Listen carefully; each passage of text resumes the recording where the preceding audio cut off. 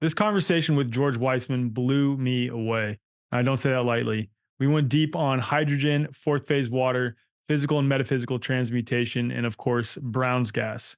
So, anytime I get a chance on this podcast to talk about water, I am ecstatic. I'm gonna love the conversation no matter what, and I'm just so fascinated with water and its implications for health and energy production and so many other incredible things. And we talked about all that during this episode, but as I said, we talked about Brown's gas, which of course involves uh, electric water, if you will. George has a better word to describe it during the episode, and I'll let you listen to what he has to say. But George is leading the charge in getting this incredible substance, Brown's gas, to the world through his AquaCure systems, which we also discussed quite a bit during this episode.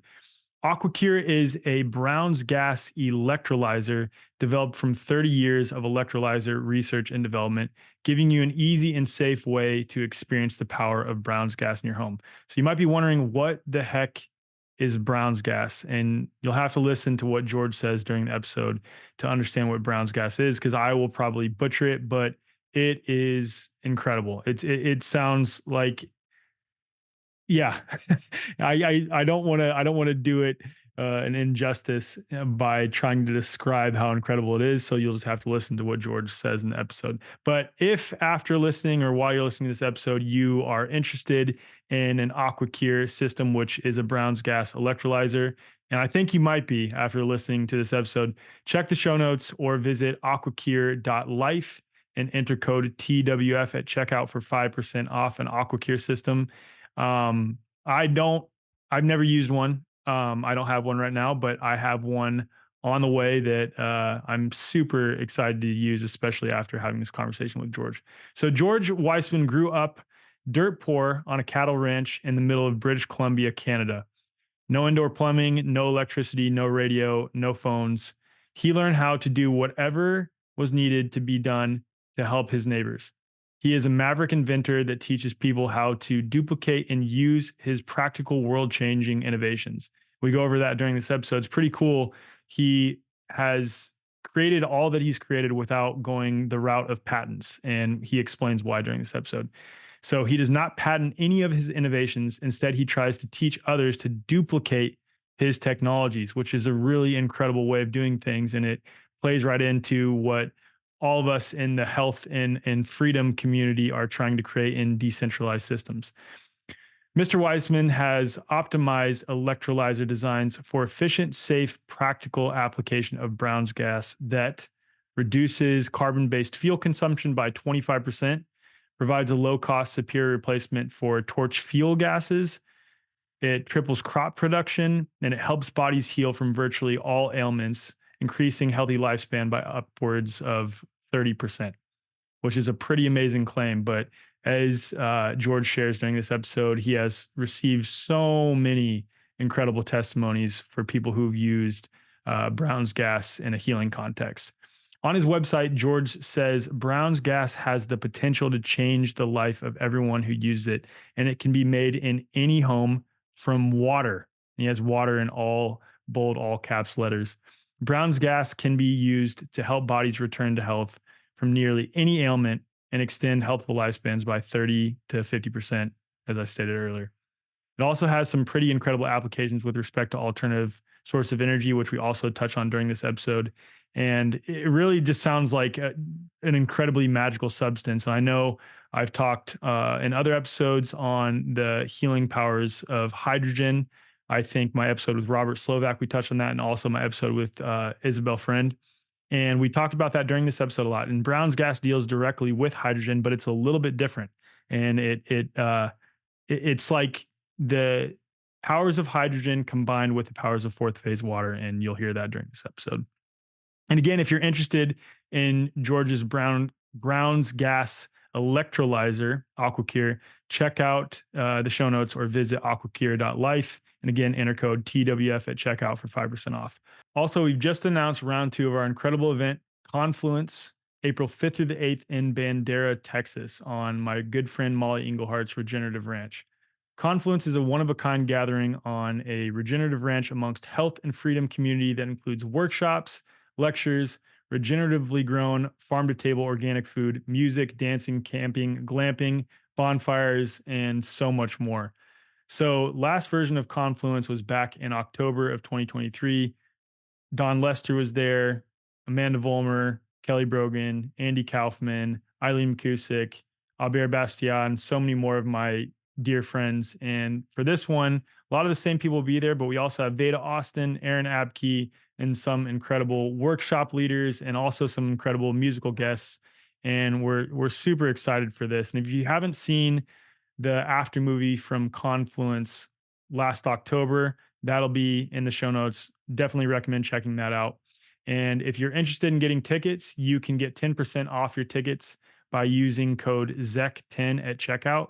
That's also in the show notes, or you can just visit confluenceevent.com and again use ZEC10 at checkout. So I think I've talked enough at this point. Again, this conversation with George was awesome. Just a really deep, profound conversation on multiple levels, and I think you'll really enjoy it. So, without further ado, enjoy this discussion with George Wiseman. Listen to the language of the last 3.5 years: lockdowns, travel restrictions, stay-at-home orders. This rhetoric, written by government agencies and corporate media, speaks to a clear intention, a concerted effort to keep us in place.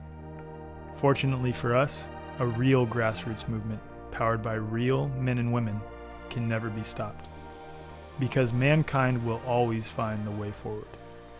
And this is where it all starts. With the Way Forward's new membership platform, you can connect with like-minded community and like-minded businesses near you by simply typing in your zip or postal code and setting a radius. We also have a marketplace featuring the best holistic health brands and products with deals you won't find anywhere else. And the best part is, you pay whatever you want to be a part of it. The Way Forward starts with a growing community coming together to share ideas, form local groups, and conduct business with like-minded men and women.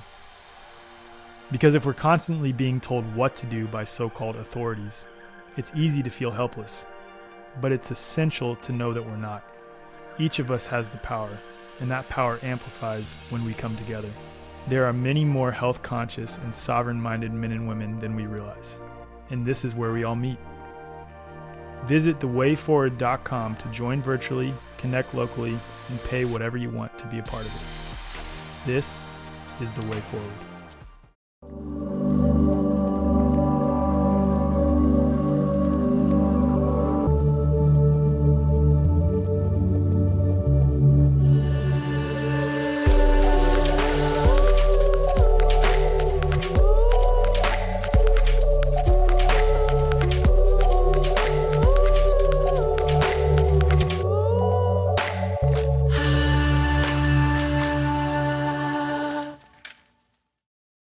Thank you so much for joining me, George.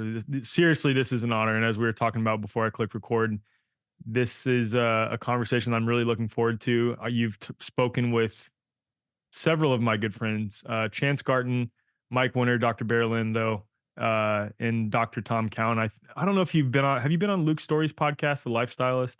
I am going to be in a couple of months. Okay. Okay. Well, there you go. Luke's another good friend of mine too. So this is great.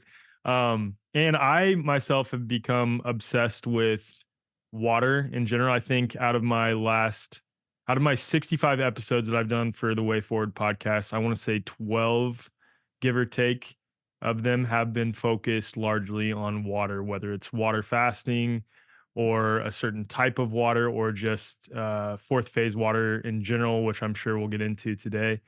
Have become quite obsessed with water. Given that we are largely water-based beings, it would make sense to want to be obsessed with water, especially with respect to human health. So let's start, I think, in the most appropriate place with your background. Okay. First of all, I'll start by saying the cannulas that are on my face are Brown's gas, not oxygen. just to clear that up, so people don't think you're not diseased and suffering from invalid. some ailment or anything right now. It's just the opposite. Whenever I sit down at the computer, I put on the Brown's gas. So unfortunately, I'm sitting in here a lot, so I get 8 to 12 hours of Brown's gas a day. But okay, so getting back to where I came from, I grew up on a cattle ranch in the middle of nowhere we were so far out, we didn't have a radio. There was no electricity, no running water, none of that kind of stuff. We saddled up horses at 4:30 in the morning and herded cattle and fixed fences and machinery and whatever else we needed to do back in the day when I was growing up. So I got a good work ethic, but I also learned to fix pretty much anything. And when I left the ranch and I went out on my own, uh, I decided at first I'd try to be a prospector, and I did find some stuff, but it was a lot of hard work. I might as well be on the ranch. So I decided, since I could fix just about everything, and I learned that 1966 Ford pickup truck is not supposed to get 36 miles to the gallon, which I did not know when I was on the ranch. And because I just fixed it like it was supposed, I figured it was supposed to be working correctly. And when I got out there, I discovered that, in fact, I had tweaked it up to get it got 24 miles to the gallon, even at 90 miles an hour. And I will say that it's not a good idea to drive a Ford pickup truck at over 160 miles an hour. This truck could do that, but don't do that at home, guys. So Okay. you tried that a few times, I'm guessing. I once. No, I tried that just once. Okay. Yeah, that was quite a ride. But my point is, I got really good mileage, so I decided to be an inventor. And I did travel around with my old pickup truck and got various jobs at various places. But when I quit working for wages, that's what I did. I became an inventor, and I've been a self-employed inventor ever since. Now, because I was in the fuel saving business back in the 70s, well, that was 70s. It was in the 80s that I actually started my business. I learned about this Brown's gas. Now, originally, the Brown's gas that I learned about was simply torches, what I now call water torches, where you could make enough Brown's gas to replace acetylene in an oxyacetylene setup, so that you're using Brown's gas to burn instead of acetylene. And it does a much better job than acetylene, and at 2% of the cost. So, wow. And you never have to worry about bottle demarge charges, in other words, rentals and all that kind of stuff. If you have electricity and water, you have your fuel to run your torch. So this was good, and I sold several hundred of those machines when I first got into Brown's gas.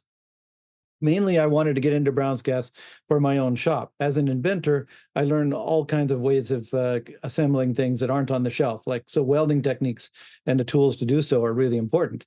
And Brown's gas could supposedly weld titanium to plastic, which I thought was kind of neat. Is this well known amongst like construction circles, or are there a lot of people using it for that? No. Wow.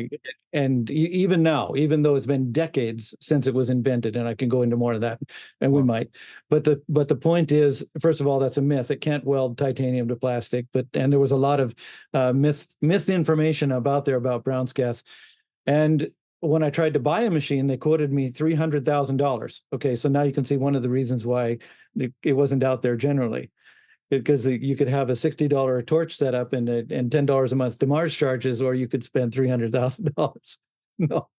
So what I did was, as an inventor, understanding electrolysis, I gathered all the information I could together about Brown's gas and built my own machines. Did a bunch of research, took me about a year and a half, and built my own machines. So now I had it in my own shop. And when they finally tested my machines against the ones that originally were quoted for $300,000, which, by the way, the price came way down when China got involved. My machines were twice as efficient. In other words, they made the same volume of gas with half the electricity, and they were half the size. So I did a pretty good job of engineering my own design, and I started selling those ones, and that brought me in enough money to pay for the research that I had done. And in the meantime, what happened, and I also then applied Brown's gas to vehicles. Because at that time, now we're in the 80s and going into the 90s, they stopped making carburetors and started making everything fuel injected. Mm-hmm. And since my fuel savers were mostly based on carburation, I had to find some sort of a fuel saver that would evolve with the times, and I did. So with the Brown's gas, an onboard Brown's gas electrolyzer. Can you explain briefly how that works with a vehicle? In layman's terms, in layman's terms, for me, not even for my audience, for me. Yes, very, very simply. Generally, if you're using Brown's gas as a fuel, it won't save you any fuel. The only way that Brown's gas saves fuel is to make hydrocarbons burning more efficient. So in other words, it takes a certain amount of energy to break the carbons from the hydrocarbons in a hydrocarbon chain, long chain hydrocarbon, the fuels. There's about 4,000 different mixtures of fuel of things, liquids in gasoline that we buy these days. But they all have hydrogens connected to carbons, and there's an atomic bond. And it takes a certain amount of energy to break that bond. And once you break that bond, then they reform the carbons into carbon dioxide with oxygen, and the hydrogens into water with oxygen. Okay, Got it. so that's the chemical process of combustion. But if you're able to break those bonds apart using less energy, you end up with more what's called exothermic heat. I should have said the other byproduct of the combustion is heat, and internal combustion engines run on heat. So with the same volume of fuel, if you can get more heat, usable heat from it, you'll go further on a gallon of gas. So that's what happened is the Brown's gas lowers the endothermic energy, the energy necessary to break apart the bonds. So therefore, when they reform, there's more exothermic energy available. Normally, a portion of the exothermic energy goes back into what's called to propagate the combustion. Mm. And so if you use less of that energy to keep the combustion going, then there's more of it to run the engine to make you go further on a gallon of gas. I feel like I was just back in my thermodynamics, thermal fluid systems class at West Point. So thanks for that. Did you at least understand? I did. I absolutely did. I just haven't heard anything like that in a long time. I think since like 2015. Yeah.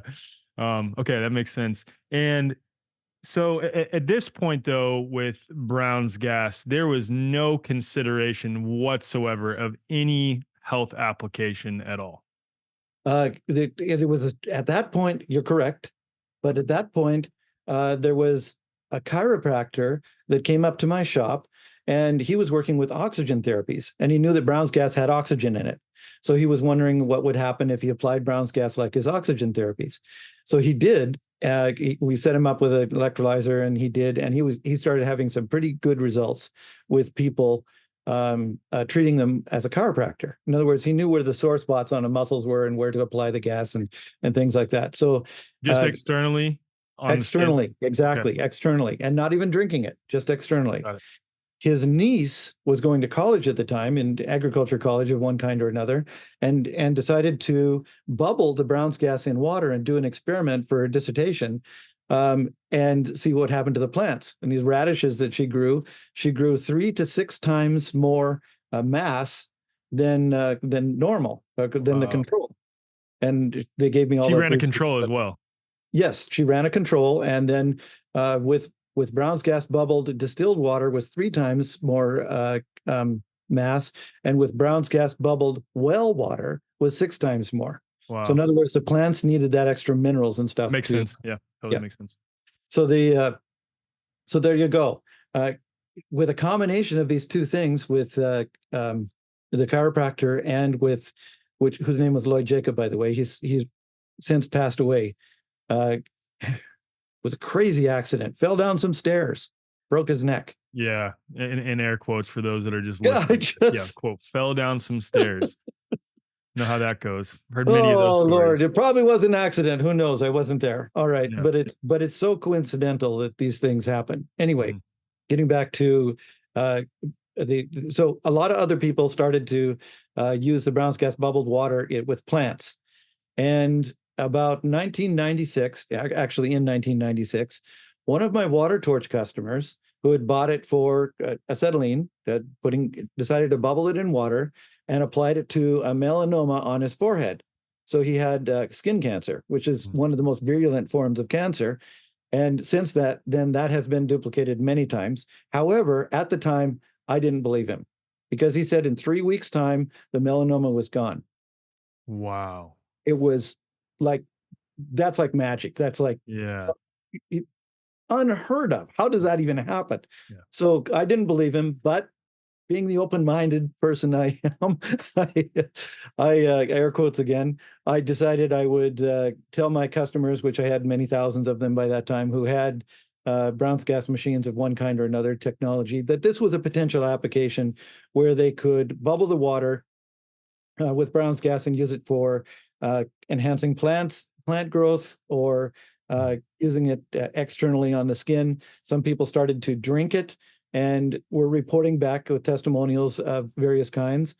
Uh, really interesting things that were going on. One of the main ones, which seems a little plebeian, but a lot of people with constipation ended up having good bowel movements. Well, And my dad even called me up on the phone, practically crying, because anyone who has had severe constipation knows the pain that he was going through, and it just smoothed everything out. Nice smooth. not to get too in the weeds on that, but do you think that it's because that Brown's gas is so hydrogen rich, and hydrogen is one of the things through our digestive process that the microbes in our gut help uh, create more of to help break down the food products and everything else that's in our gut to then carry them out as waste? Um, yeah, obviously, something in the Brown's gas helped the digestive system work properly, I'm just and thinking of the specific mechanism of action that was at play there. right. To get hydrogen into us normally, this is the important thing. One reason why Brown's gas supplementation is important is we're not getting enough hydrogen. Mhm. And I'll get back to the getting it into it. So what I tell people is that we are 62% hydrogen by volume. We're 24% oxygen, 12% carbon, and 2% everything else. Mhm. So the hydrogen, the 62%, is the most important macronutrient. And if you don't have enough hydrogen, the body knows how to stay alive in deficient circumstances and starts to shut down extraneous systems that aren't immediately life-threatening. There isn't a saber-toothed tiger coming at you, so you can, whatever it happens to be. So keep the organs and brain alive and stuff. Start shutting things down. Just like if you're in the cold and you're starting to freeze to death, the body will shut down blood flow to your extremities to preserve core temperature. That we've evolved in these systems. Okay, so the first system it shuts down is the regeneration system. So you don't heal, you scar instead of actually healing, and that sort of thing. And then the next thing it shuts down, if you still are hydrogen deficient, is your immune systems. You have several different kinds of immune systems, but it's not immediately life-threatening, so it starts shutting those down. And if you still don't have enough hydrogen, your organs start to fail, and then you die. So if you start to get enough hydrogen, you're going to know internally, by the way, you'll notice that your organs will heal, and that includes the skin, so which is your largest organ, and your and I had here on my forehead, I had a half-inch scar. It was about a centimeter or half an inch. How long Um, had you had that scar? since I was actually a young adult when I got that. Okay, I was using a regular socket on an air wrench, and it wiggled off and hit me in the got it. forehead, and blood everywhere. Yeah. It was quite impressive, but it maybe scrambled my brains even. Who knows? Yeah, but yeah, it impressed my brother quite a lot, who was under the truck with me at the time when I was doing this funny stuff with an air wrench. And anyway, the that's how I got that scar. I also had a scar that was 3 inches long, half an inch wide, that I got in a skiing accident. Now I already come down off the mountain. I was taking off my skis and I slipped and fell backwards and twisted my knee, broke off a little piece of cartilage. And back in those days, they opened up your whole knee to take out that little piece of cartilage. Yeah, nuts. My dad Nowadays, has a it's a scar like little that too. incision. They go My in with a dad, it was the same thing. He has a scar. He just had a what basically similar surgery to me. I just had scope done in my knee. I tore my medial meniscus, and he has a scar that's like this long across his knee for the same procedure. yes, crazy the things. Yeah. Anyway, that scar is gone. All the scars on my body are gone. I can show many more, and I Wow. had lots of scars. I grew up on a cattle ranch. We we got broke a bit, but so the organs heal, the your immune systems come back online, except for a sniffle. 3 times, maybe four at the most, since 2005. I haven't been sick, Mm, and wow. 2005 is when I started to drink the Brown's Gas bubbled water myself. Because it from 1996 to 2005, it took that long for my customers to convince me to do it. So Wow. yeah, I'm not very open-minded. But once a convert, you become the best advocate. So How in any old are case, you, George? I'm 65. You don't look 65. Your skin is very you don't have wrinkles that most 65-year-olds have. That's right. Yeah, the crow's Yeah, gross I feet. I was even having have and more stuff, than you. I they look were older. they were they pretty much all disappeared. Wow. In so any case, the um, the last thing that heals then is so you got your organs heal, your immune system, and then your regeneration system starts to heal as you go back. Like one of the things I had was a heart murmur from when I was a child, and my grandfather died of complications of his heart murmur. So it was genetic, runs in our family. So does baldness, by the way. But my hair stopped getting balder once I started inhaling the Brown's gas. I've lost Wow. no more hair, so that was a nice thing. And by the way, my mustache was all white. If you go to my YouTube channel and look on my video when I first inhaled Brown's gas, and I'll get back to that in a little bit, you'll see that this was all white. And that was in 2016, March of 2016. So getting back to now, we know we need hydrogen. Why don't we have hydrogen? Because we can't inhale the hydrogen like with oxygen in the air because there's very little. So we get our hydrogen from our food. And so when we eat our food, we first masticate it and put in some enzymes in our mouth and chew it up really well. Chew your food good. Then it drops into an acid bath and rolls around in there and gets rid of some pathogens and various other preparations. Then goes into the lower intestine. You get some bile shoved in there, some microbiome. It starts to do some other digestion of things that are easier to do, and finally gets into the lower intestine, the big intestine, the colon. And that's where the magic happens as far as this is concerned, because there's supposed to be a variety of bacteria there that after all this enzymes and catalysts and stuff are added, have enough energy to pull the carbons off from the hydrogens of your hydrocarbon food, just like this fuel burning in the gasoline engine we're talking about. And the hydrogens go through the colon wall into the bloodstream, and that's how we get our hydrogen normally, is from our food. Mm. But because we take the miracles of antibiotics, which have saved millions of lives, probably even my own, and because of glyphosate and artificial sweeteners and all these other chemicals and stuff that get into us, those bacteria have been decimated. Mm. There's very few, if any of them, left in most of the population in most of the world. So people are chronically hydrogen deficient.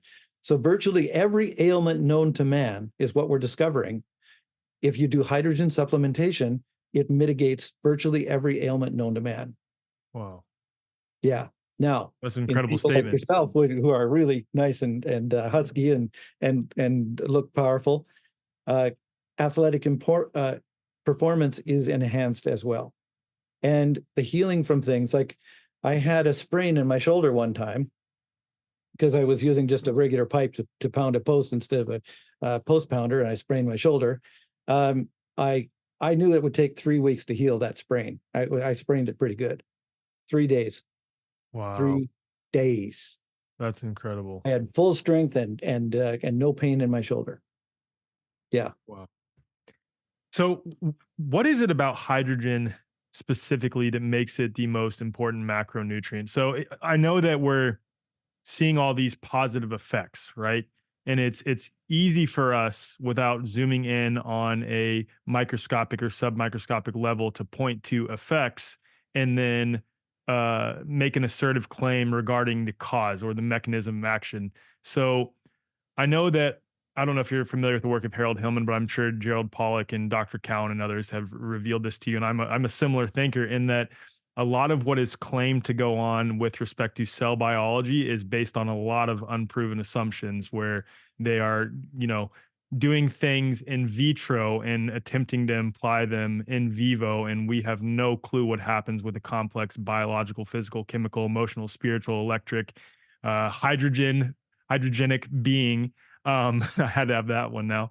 But in your mind, with all that being said, what is it about hydrogen that makes it so important for our health? I know that you talked about the process with bacteria and how our guts have been depleted of bacteria, and now reintroducing hydrogen is sort of bringing our guts back online, so to speak, and our health back online, which would indicate that there is some mechanism of action happening when we did have a fully robust microbiome with all the bacteria that we need. So, what is it about hydrogen though that makes it so important? Well, it's in everything. it has to do with I don't think there's a single chemical process that doesn't use hydrogen in our bodies in vivo. That doesn't use our body in directly or indirectly. And we're built of hydrogen. And most of the universe is as well. 70-something% of the universe is actually hydrogen. So we're universal beings, and this is how God created us. And we just simply couldn't exist without the properties of the hydrogen and the interactions of hydrogen with the various other elements. It wouldn't be possible to have life as we know it without hydrogen. So when we get hydrogen deficient, we start losing the ability to do all those processes. So even the DNA, part of the DNA has to do with hydrogen. Every part of us is built with hydrogen in one way or another, which then there's a sub thing going on with deuterium depleted water, because the heavy water, the extra neutrons in the water are dampen our metabolism and damage our DNA, similar to radioactive nuclear reactors. Like they use heavy water to help dampen the reaction so it doesn't go explode. But if you get too much of it, it dampens it too far. And the same thing happens in our body. Sorry, I took that little segue. The point is that hydrogen is absolutely essential. There's another thing that's essential, and that is energy. It's very important to have the energy that you need, because hydrogen is the building block of life, but it doesn't do anything on its own. It's like having a pile of bricks. And if you want to make a brick house, you have to add two additional things. You have to add energy and intelligence. The body has intelligence. Whatever spirit is animating this organic robot has the intelligence and built right into the structure of it, that it knows how to heal itself. So it knows how to make a brick house, but it needs the building blocks and it needs the energy. And that's the additional thing that Brown's gas gives, is the energy in addition to the hydrogen.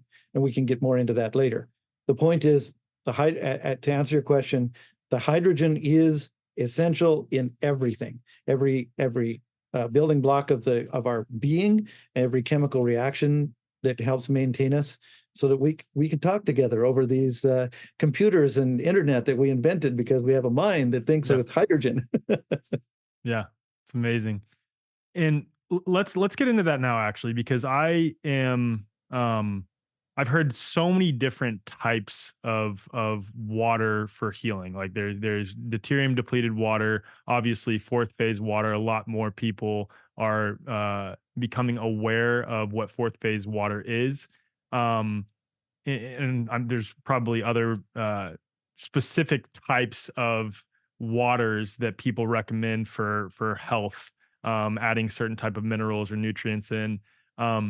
But what differentiates Brown's gas and like drinking Brown's gas versus just hydrogenated water? Okay. I'll probably have to back up a couple of times as I'm doing this explanation, but we'll get it all out there laid out. First, we need to know what the difference is between Brown's gas and just regular pure hydrogen. Regular pure hydrogen is H2, usually, two hydrogens connected together atomically. Brown's gas is a mixture of 6 different constituents. So you have, first of all, you got your H2 and you've got your O2, okay, the irregular oxygen like we breathe. Turns out that a very small portion of Brown's gas, we mostly ignore it, is H and O. So it's, in other words, that monatomic hydrogen and oxygen, which theoretically should not exist. They should combine with something. But in the structure of the Brown's gas, it holds these atoms apart. And then you have water that's in a vapor form, because anytime you have a body of water, you'll have some water vapor. And then you'll have water that's in the plasma form. So the plasma form of water, in the case of Brown's gas here, is water that has soaked up electrons until it's become a gaseous form of water that is not water vapor or steam. It's a plasma. And it's a negative, because it's got electrons, a negatively charged cold plasma. And that we call electrically expanded water. And that's the key difference between Brown's gas and hydrogen. So hydrogen is just H2. Brown's gas has the H2, a little bit of O2, enough to compensate for the extra oxygen that isn't in it because of the air. And so we mostly ignore the oxygen because, like I say, we're inhaling 21% oxygen right now, And if you're inhaling Brown's gas, it's 33% oxygen, 9% difference, not that big of a difference. It just isn't. So we get back to the at 20, yeah, it's a little at 12, it's more than 9%. Sorry about that. It's all The good. math wrong in my head. It was like a I'm few I'm percent I'm difference. impressed that you remember all these numbers to begin with, so it's good. The main thing is that as far as the oxygen is concerned as well, because some people are out there, oh, if you get too much oxygen, it's bad for you, and in some cases it is. So that's legitimate, except that with Brown's gas, we start with 100% of the air that you're inhaling. Of that 100%, we take, I'm going to do the top one here. We take 4% of it, and that's the Brown's gas. So 96% of what you're inhaling is still the regular air. Of that 4%, that's the Brown's gas. A third of it is the oxygen. So we're talking just over 1% of the air that you're inhaling is oxygen. And of that 1%, we're only talking 12% more oxygen than you would be in the regular air. So we're talking a minute little teeny bit of extra oxygen. If you take 2 extra breaths an hour, you've breathed as much extra oxygen as if you had been inhaling Brown's gas for an hour. So it's not a big deal. And of course, then you see that the amount of hydrogen you're inhaling is very small as well. So you want no more than 2% generally. The therapeutically efficacious ratio that the scientific studies are using is 2% hydrogen in your inhaled breath, like I'm doing right now. Because the lower combustibility limit of hydrogen in air is 4.7%. So they're trying to keep it well under the lower explosive limit. Because if I'm inhaling a potentially explosive gas, doesn't matter that there's nothing in the gas that isn't normally in my body. What matters is it's concentrated and stoichiometrically ranged, so it's the most explosive mixture on the planet. Wow. So you don't want to inhale it, because if a static electric spark hits the hose, then by conductive transference, like a capacitive conductance, the spark, the potential on the outside will ignite the gas on the inside. And once the Brown's gas is ignited, because it's a perfect mixture of hydrogen and oxygen, it will explode. And that explosion, you don't want to go down into your lungs. No. So it's very important, safety-wise, to not be inhaling a hydrogen mixture, Brown's gas or not, any hydrogen mixture over 4.7% hydrogen in your inhaled breath. Just a safety tip for what's going on out there. And that's why our machines are designed so you can customize them to get optimum safe therapeutic value on the machines. All right. So back to hydrogen is plasma form. Okay, so Brown's gas is the is different from a regular hydrogen because of the electrically expanded water. Okay, now we'll get into what was the So the question is why is Brown's gas more powerful better. therapeutically than hydrogen water? Because hydrogen Right. water and the waters I was thinking of that I couldn't think of before, like there's a lot of people who do ozonated water. There's a lot of people who, like you said, do deuterium depleted water. Then there's hydrogenated water. Then there's Brown's gas now. So what makes Brown's gas relative to hydrogen water much or more potent therapeutically? Okay, I wouldn't drink too much ozonated water, by the way, except for therapeutic use, and not on a normal and regular basis, because the ozone literally is oxidizing and burns you Oh, as it's wow. going in. So now that's good when you get into situations where you need that, what I call poor man's chemo. Yeah. Uh, Or it- detoxification in short stints, possibly. right, and also chelation and a few things like that. Yep. There's various things that you can do. There's some oxygen therapies which are less harmful, like MMS, CDS, that kind of thing with Jim Humble. But getting back to to answer the question why Brown's gas is better than just pure hydrogen, we need to go back into another little thing that medical science has been mostly ignoring. Okay, anybody who does the math figures out that, hey, the heart isn't producing enough pressure to push the blood and plasma through all the hundreds of thousands of miles of capillaries in our body.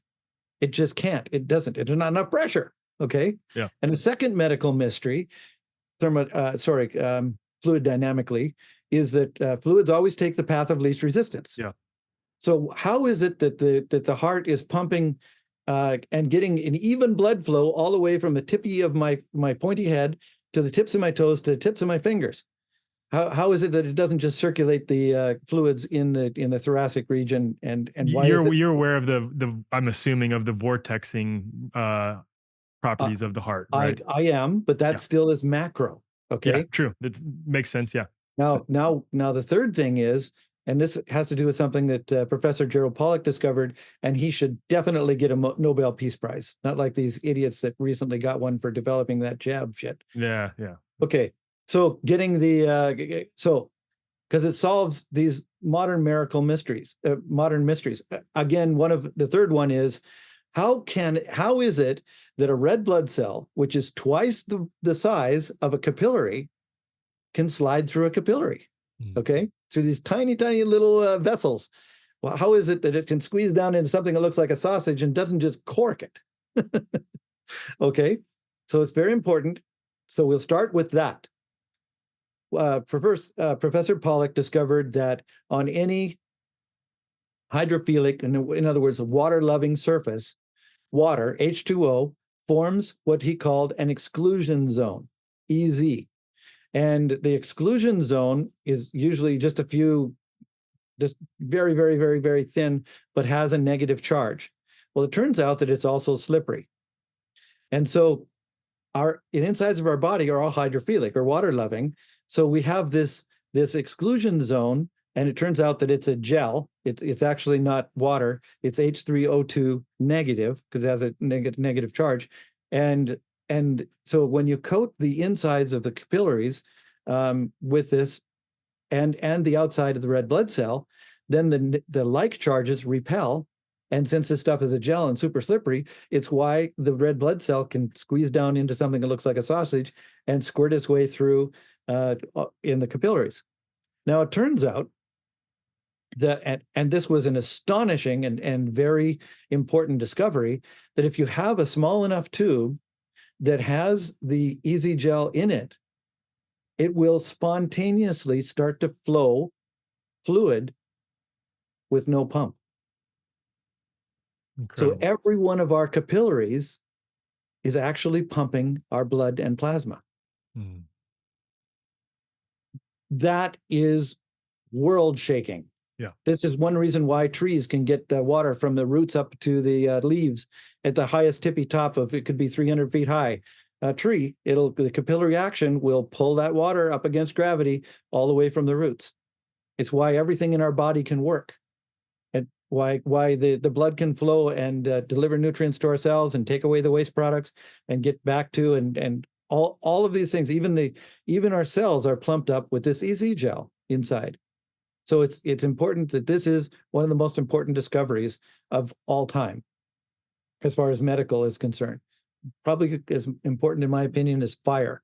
And the fact that people don't even just automatically give Professor Pollack a Nobel Peace Prize for this astounds me to no end, and tells me, again, we're living in an upside down world. Absolutely. Where everything they're telling us is the opposite of what we should be doing. Mm. Like you shouldn't put a face diaper on. Yeah, And you very, should very well aware of conglomerate that. and share experiences with other human beings and things like that. So I'm just saying it astounds me to no end. In any case, to go on, then we come back to these other medical mysteries where the heart doesn't have enough pressure to do it. So all the heart has to do, vortexian, and this goes back to Schauberger's work and all that kind of stuff. All the heart has to do is get the blood to the capillaries and then accept the blood back with the veins from the capillaries. And the heart does have enough pressure and vortex action to do those sort of things. And of course, we're now discovering the heart has an intelligence where it can sort things out, knowing what blood to send to the lungs and what to send elsewhere, kind of thing and stuff. We're just learning more every day. It's Yeah, and really it's so fascinating too, the electromagnetic signature of the heart and how big it is relative to the electromagnetic signature of other organs in the human body. It's fascinating. It's fascinating. yes. Everything works together and everything's important. Mm. Okay, so it just reminds me of a joke I'm doing my very best not to say because my father told me to. You're good. Say it. Just say it. All right, here we go. My father said that my body was having an argument one time. He said the brain says it should be the boss because it does the thinking and direction, and the heart says I should be the boss because I pump the blood, and the various organs were arguing among themselves as who should be the boss, and the rectum said I should be the boss and clamped up solid, and pretty soon everybody agreed he should be Yeah. the boss. The bottom line is my dad says any asshole can be boss. That's good. That's a good joke. That was perfect. And that was a great dad joke too. I'm a dad of 2 kids, so I'm gonna have to tell that one to my kids. Yeah, good. Excellent.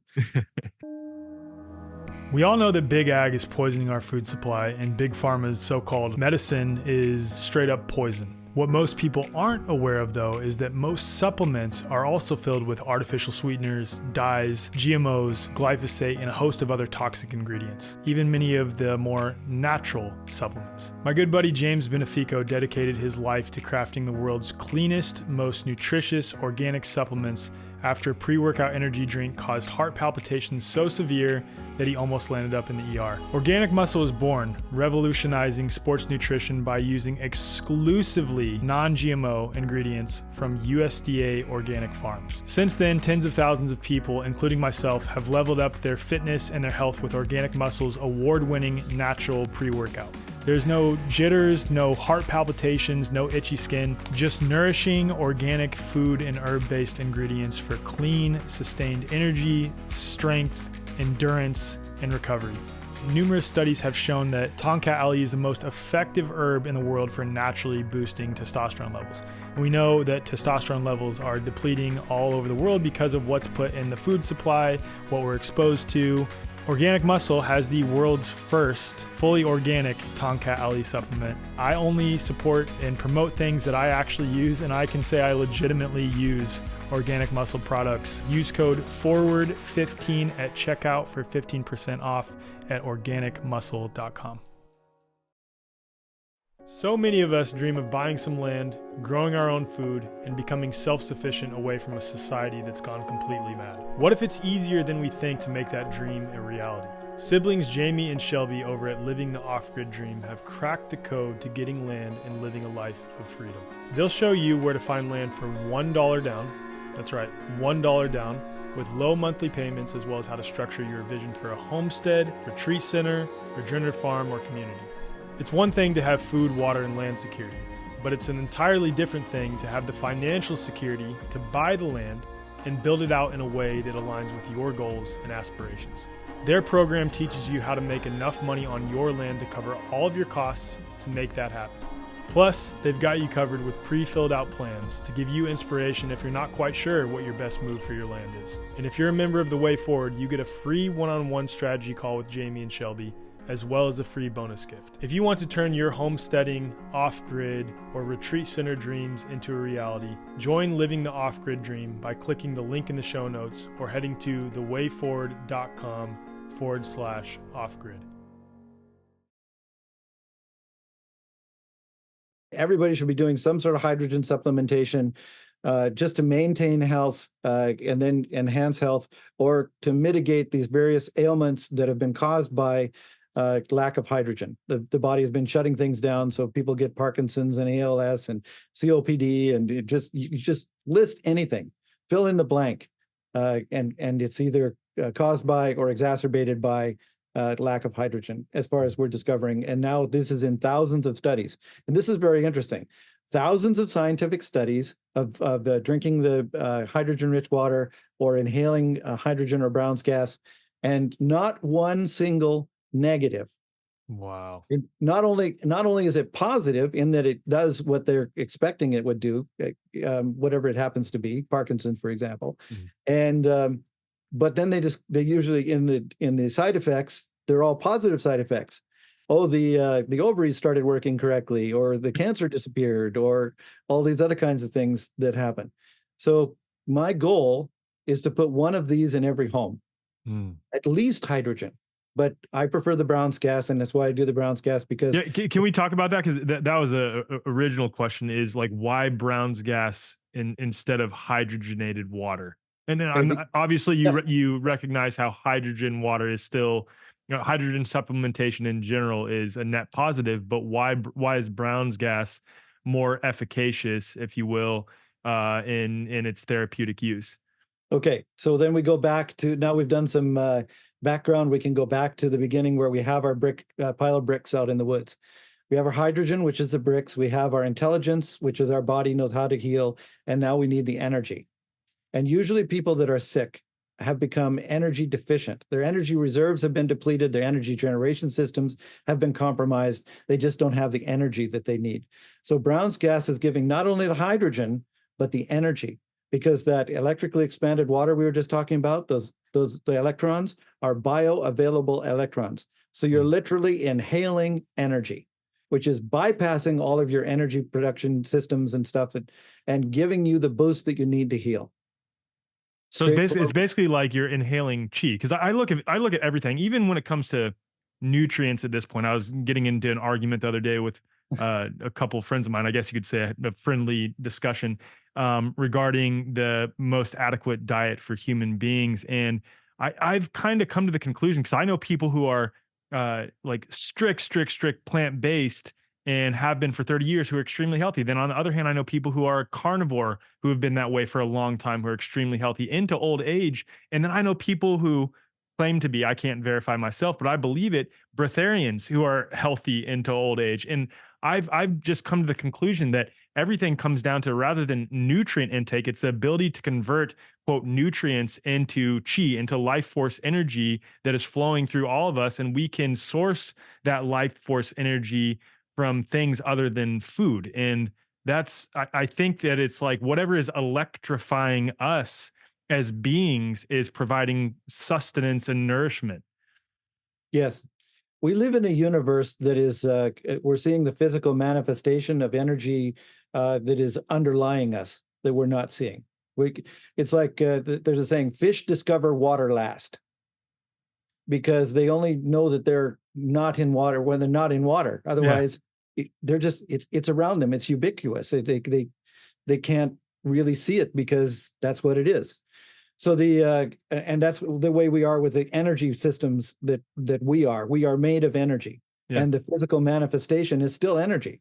Yeah. We get into Einstein's theories and stuff, and mass and energy are interchangeable, kind of thing.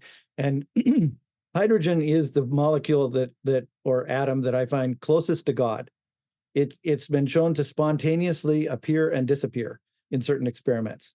So Wow. it goes in and out of this energy realm, as far as I can see. As far as I can see, based on transmutation, which I have done, and several people have duplicated, the water can transmute into any element that we know of, Wow. even gold. What Okay. what is stimulating this in like water to do that? Is it certain electrical frequencies? Is it what is stimulating water to be able to convert to anything? It goes back to this electrically expanded water I was just talking about. Incredible. So Incredible. this seems to have some direct interaction with this underlying energy source, Yeah. because as and it's important to know that a Brown's gas electrolyzer is specifically designed that between the cathode and the anode there is no membrane in the middle. So the gases that are coming off the cathode, which are hydrogen, and the gases coming off the anode, which is oxygen, all mix together and go out the same hose. And it turns out that based on some Chinese research that I saw in 2019, because I didn't know how this was happening, I just knew it was happening. There's an electron bridge that forms between the cathode and the anode. So as the electrons flow across this bridge, it's stuffing electrons into water in this process. And I do know, and I have seen in my experiments, which I made transparent electrolyzers, that what I call the electrically expanded water forms in the middle of the electrolyzer, not associated with the hydrogen on the cathode or the oxygen on the anode. It forms right out of the fluid itself. So Wow. as the electrons are being stuffed into the water, and the water gradually expands and forms a gas, this electrically expanded water, then it just pops right out of the water itself. Now, when we inhale that, that electric charge goes directly into your bloodstream, directly into contact with everything that's going on, which incidentally um, is what solved this in China. It's a number one treatment for this idiocy that the last couple of years, 3 years ago, went by, because it's a blood disease, not a lung disease. And what happened was that the virus was kicking out the red out of the red blood cells, kicking out, some people call it iron, heme, ferritin. It was kicking out the iron out of the red blood cells, and it's the iron that attaches to the oxygen in your lungs that helps grab it so you can distribute it through your body. So suddenly the red blood cells couldn't grab onto the oxygen. So putting people on ventilators wasn't working because it didn't matter how much pressure you have, the red blood cells weren't accepting the oxygen. So it's eight or And nine. non-native electromagnetic fields are known to cause that same issue as well. So it makes sense. Yes. So when you inhale the Brown's gas, it put an electrostatic charge on the red blood cells, and they were able to, even with a very small amount of iron, grab onto the oxygen. So within 5 minutes, people started, their oxygen levels were coming back up. They started to inhale better. And then within 3 days, they were walking out of the hospital. These are people that they were going to put on that we in this country would have put on a ventilator. In Asia, they were walking out of the hospital in 3 days. Just because it wasn't Brown's gas specifically that they were using, though, right? Or was it? it was Brown's gas. Wow. It did the best. Now they were also using hydrogen treatments as well, but it was the what they called oxyhydrogen, and that's what Wikipedia calls. But I split oxyhydrogen from Brown's gas because oxyhydrogen, in my definition, is just oxygen and hydrogen.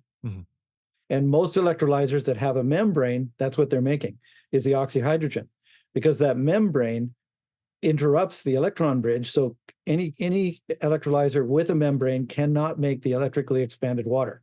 And I've proven that many different ways.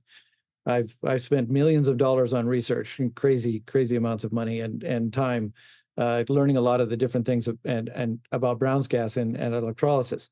So we get back to Brown's gas electrolyzers have this third gas, which is an energy directly. It's water. It's still H2O, which is one of the reasons why Brown's gas electrolyzers seem to be over unity, like operating at 130% gas, according to the Faraday equations. Because you put in a certain amount of amperage, you should be able to get a certain amount of gas out. And electrolyzers normally run in the 60-70% range, and yet here we're having electrolyzers run at 130%. Wow. So but the reason is because a third to half of the gas isn't oxygen and hydrogen; it's still water. It was never split, so it's never part of the Faraday equations. You see? Yes. So we're getting this gas out that is an extra gas, which increases the volume of gas, which makes it seem like it's over unity, but it's not. That's what the electrically expanded water. So when you're inhaling the electrically expanded water, the Brown's gas, you're getting the hydrogen. So you get all the benefits of hydrogen. If you are looking at hydrogen studies that were pure hydrogen, and you're comparing them to a Brown's gas study, you'll find that the Brown's gas actually has a higher efficacy than the hydrogen study, but anything hydrogen can do, Brown's gas can do. It's my point here. And then the Brown's gas has an extra layer because of an additional research that we did with the university using the University of Washington resources, Professor Gerald Pollack's. That's what I was gonna assume. I'm like, there's no way you're getting in with any university, and especially the University of Washington, unless it's through Gerald Pollack. Yes, exactly. Thank goodness for his bridge to be able to conduct some of these experiments, because he is acting as that bridge between the pseudoscientific and corrupt academia and the rest of us who are trying to help lead people to the truth about health. Indeed. So even though he's not getting a Nobel Peace Prize, he is saving hundreds of thousands of lives with the kind of research that he's doing with the fourth phase of water and all of this other kind of stuff. So when I was speaking at his water conference in Bad Soden, Germany in October of 2019, during the question and answer period, Professor Gerald Pollack stood up and said, I know that when you have a hammer, everything looks like a nail. And so how does the Brown's gas affect the EZ zone? And I said, I don't know, but let's find out. So when I got home, I got in touch with him. We did the research. At that point, this idiocy came over the planet, and it really interrupted our research. So it ended up costing me a lot more Bummer. money than I had originally. But eventually, we got it done, and we were able to prove that if you put hydrogen in water, water that has you're measuring the easy gel layer on the hydrophilic surface of Naphion, for example, Mm. and you put hydrogen in the water, nothing changes. You put oxygen in the water, nothing changes. You put Brown's gas in the water, it expands the gel expands a minimum of 3 times, and in some experiments that we've had here, thousands of times. Wow. So So our it's just bodies, expanding the exclusion zone. That's what exactly. it's doing. Can you real quick, can you describe for those who are not familiar with what the exclusion zone is, I'll link in the show notes the episode where I interviewed Gerald Pollock so he can describe that. But briefly, real quick, George, can you describe what the exclusion zone is and what fourth phase water is? I know a lot of people say structured water, but that's really a misnomer. So go That's ahead. correct. Professor Pollock and I have had that conversation, and he embarrassingly says, "You're absolutely correct, George. The easy isn't the fourth phase of water. The fourth phase of water is a plasma, um, and the easy is a gel, which is actually, if you're looking at the phases of water between a solid and a liquid, is the gel. So we could call it phase 1.5 more Oh. accurately. So it's Okay, a so phase. that's not we're speaking of two different things now. Yes. Now, with it calling it structured water, Yeah, and because it's made from water, but it yeah, actually isn't water. So yeah. it actually isn't 1.5 phase of water because it isn't H2O. The electrically expanded water is still H2O. It's not, it's got a negative charge, but it's still H2O. It's Okay, just in a gaseous form that is not water vapor or steam. It's a plasma. got Okay. it. So getting back to the exclusion zone, every time you have a hydrophilic surface and you put water against it, and it doesn't have to be pure water, any fluid with water in it will cause this gel to form on the surface, which is H3O2 negative. Now, people, if you're thinking, oh, that's just structured water, okay, let's look at hydrogen peroxide, H2O2. Mm. Do you think H2O2 is water? Do you think you could drink it?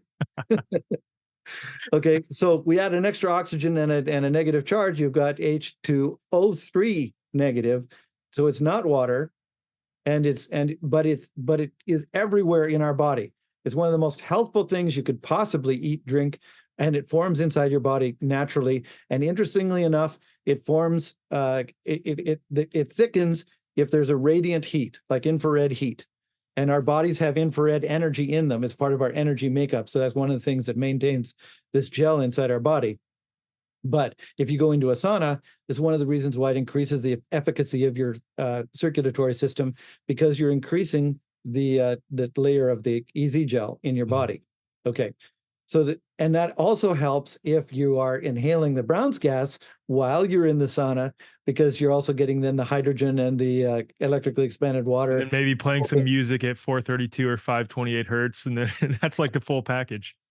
That's right. You're getting that's it. You got it. In fact, I just saw an article, a little documentary.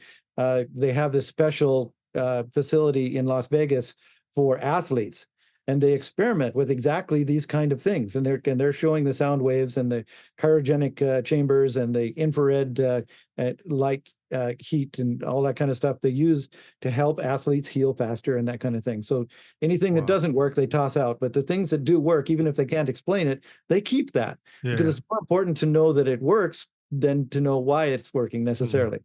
Okay.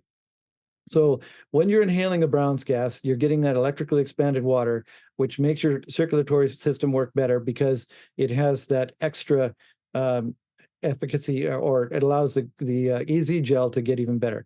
Now, the EZ gel itself, and notice I'm calling it EZ gel rather than structured water, which is also a name for it, but a misnomer in my opinion, or EZ water, again, a misnomer.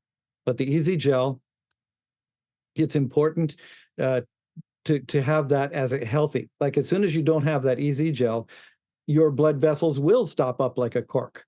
Mm. Okay, you absolutely must have it, and that's one thing I just experiments that we did on ourselves, many other people as well, is when we're inhaling the Brown's gas, we monitored our blood pressure, we monitored our oxygen levels, all these things as well. And we're finding that all those measurements increased in efficacy. In other words, your blood pressure goes down. I have an 87-year-old friend who takes blood pressure medications normally. And if he starts inhaling a Brown's gas, because he does it every day now, when he starts inhaling a Brown's gas, within 3 days, he doesn't need any of his blood pressure medications Incredible. at all. And if he stops inhaling a Brown's gas, within 3 days, he needs his medications again. So Wow. it's nutrition that a person needs in their body. So it's important. The efficacious, first of all, you get the electrons, which stop things like oxidative cascade and the what did they call that that thing in the lungs at the end of the COVID? I keep forgetting. There's it's similar where there's a cascade of free radicals and Oh, stuff. is it the I know what you're talking about. It's the something storm. That's what they call it. The Cytokine storm. yeah, cytokine storm. Cytokine That's storm. what they say. Yes. Yeah. Thank you. Perfect. So anyway, it mitigates all those kind of things, all the free radicals in the body and stuff. In fact, if you're doing ozone treatments, don't do the Brown's gas and the ozone together, in my opinion, because Oh, they can't wow. each other. The ozone and the Brown's gas, oxygen and hydrogen go together. They form water. Wow. It's non-toxic, but you've just negated both your treatments, right? Wow. Okay. So if you're doing the oxidative treatments, and there are many treatments, oxidative treatments that are very good for people to mitigate various things, do that first, in my opinion, and then allow it time to do its job, and then do the hydrogen, which goes in and then cleans everything up and heals any of the burns and oxidation and that kind of thing. So that's how I would do it. It's just stages, like separating them by 2 or 3 hours, it seems, those two different treatments kind of thing. Got it. Okay.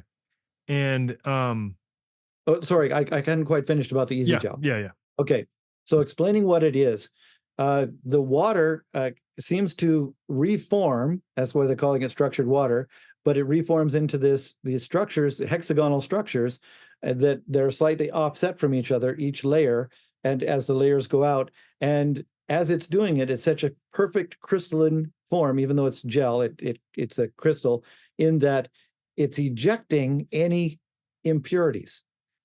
So that's why Gerald Pollack was calling it, Professor Gerald Pollack calls it an exclusion zone, because it's excluding any impurities. So here you have something that purifies water at the same time as it has a negative charge, more negative than the water on the outside. So they've shown that you can actually make batteries from water using this. I was just about to bring that up. I was just about to bring that up. In my mind, what I've been sitting with, and I got to ask, have you done any experiments or had anyone experiment on themselves fasting while using Brown's gas, like doing an extended fast? Not extended that I'm aware of, although I'm I developing will what be I your call. first guy to do it because I've done a 15-day water fast. It was a 17-day fast at 15 days of it water. So when I get my AquaCure, I will do an extended fast with the AquaCure and I'll report back to you how I'm feeling. I would really appreciate that. It's one of the Yeah. things I have been wanting to get done, and I have been designing what I call a water hydrogen how diet, the hydrogen oxygen water diet kind of thing. So I could probably send you those notes. So along That'd with be them, great. That'd be great. That'd help and inform my fast a little bit because yep, the I guess the presupposition that I have in my mind, again going back to Breatharianism and converting anything into life force energy and the body's ability to do that optimally is what facilitates health. I'm thinking that what you're describing, and I had this conversation with, I've done so many water episodes, I don't remember exactly who, but how if our cells, if we're going with the assumption that our cells are comprised of this easy gel, which I would imagine that they are largely, right? yes, And knowing that if we help facilitate the ability of this easy gel, to turn into or to become its own energy production source, right? And we're Yep. feeding it things that help facilitate that, like Brown's gas, like sunlight, like doing breath work, like grounding, having great conversations with people, crying, feeling your emotions, all the things, right? That there might actually be something to those who claim to be breatharians. There really might be. And I mean, I've done it myself where I did a 15, like I said, the 15-day fast, and I felt incredible.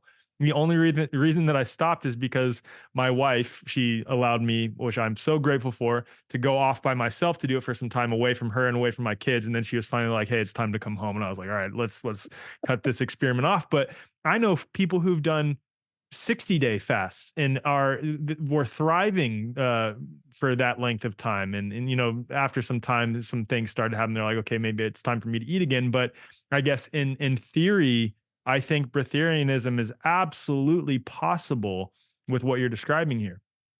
If we can, oh man, there's so many abilities that we don't have access to that we somehow should have. We go back into the transmutation thing. Like we know that 2% of our body is all the other minerals and stuff like that, and we know that if we don't get things like cholesterol, enough cholesterol, our body will make its own cholesterol.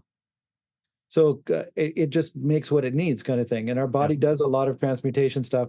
Chickens are a good example. I happen to have a degree in farm management as well as a certified automotive technician and things like that. You've done it all. Yeah. Whatever I need to learn something, I just go and learn it, right? Yeah. So, but one of the mysteries about chickens is that the eggs have a lot of calcium on them, and the food that they eat doesn't have as much calcium as coming out on the eggs.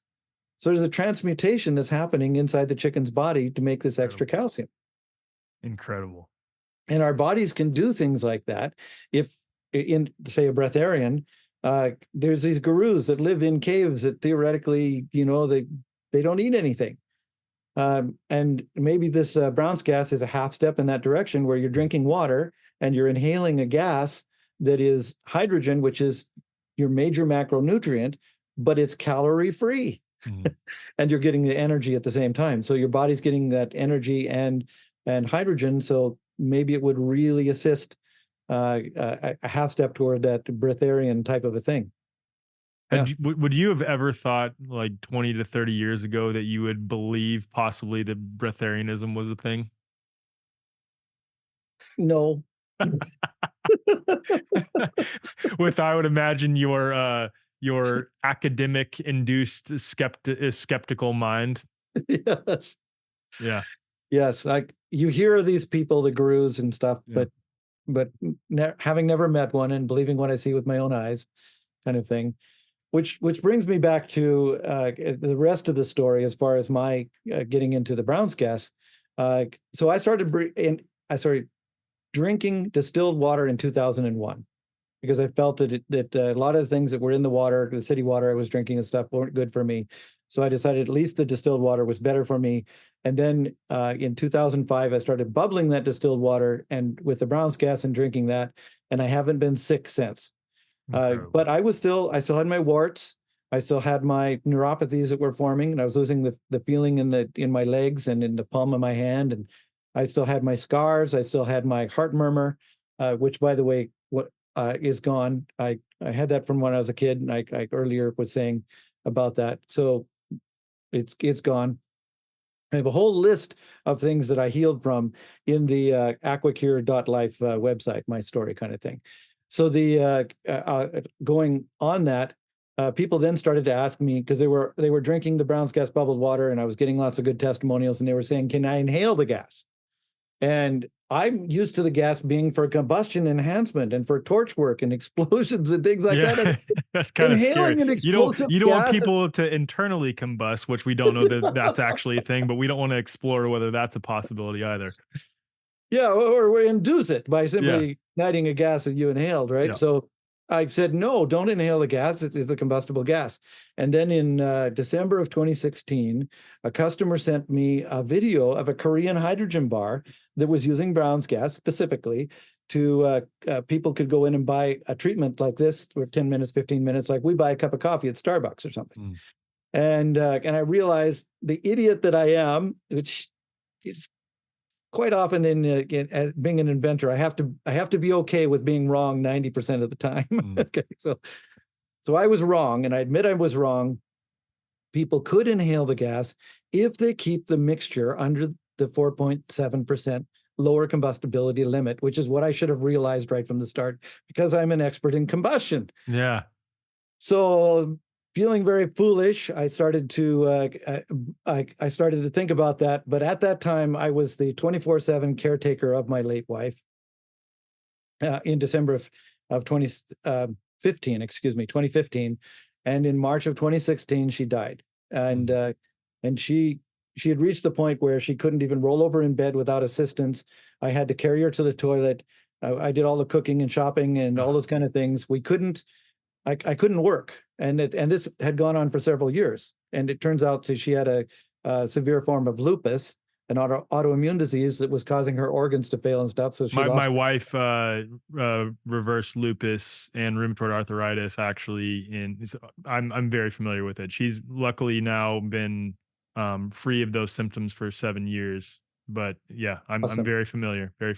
Well, you're going to really love the AquaCure when you get it, you and your Yeah. wife. So we have a situation where I was spending money on various kinds of like TENS treatment and all kinds of things, trying to figure out some way to mitigate these symptoms that she was having.